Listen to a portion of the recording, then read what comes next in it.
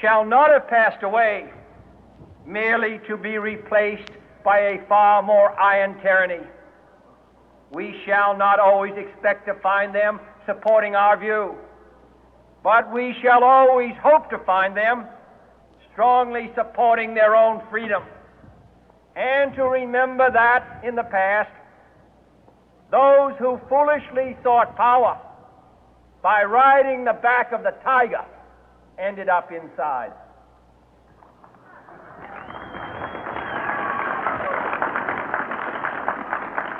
To those people in the huts and villages of half the globe struggling to break the bonds of mass misery, we pledge our best efforts to help them help themselves for whatever period is required, not because the communists may be doing it, not because we seek their votes, but because it is right.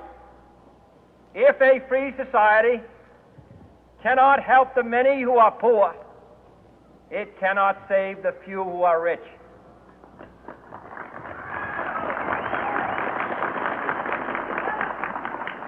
To our sister republics south of our border, we offer a special pledge to convert our good words into good deeds, in a new alliance for progress, to assist free men and free governments in casting off the chains of poverty.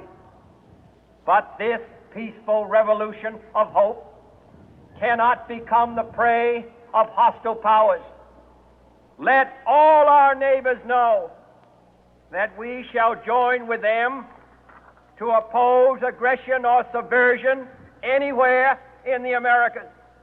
And let every other power know that this hemisphere intends to remain the master of its own house.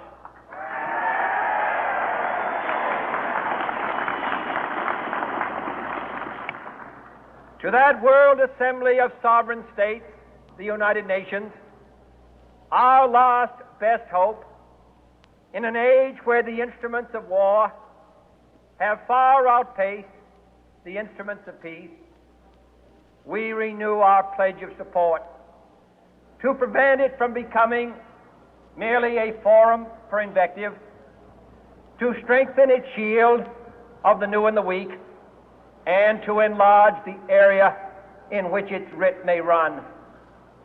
Finally, to those nations who would make themselves our adversary, we offer not a pledge, but a request that both sides begin anew the quest for peace. Before the dark powers of destruction, unleashed by science, engulf all humanity in planned or accidental self-destruction, we dare not tempt them with weakness, for only when our arms are sufficient beyond doubt can we be certain beyond doubt that they will never be employed. But neither can two great and powerful groups of nations take comfort from our present course, both sides overburdened by the cost of modern weapons, both rightly alarmed by the steady spread of the deadly atom, yet both racing to alter that uncertain balance of terror that stays the hand of mankind's final war. So let us begin anew, remembering on both sides that civility is not a sign of weakness, and sincerity is always subject to proof. Let us never negotiate out of fear, but let us never fear to negotiate.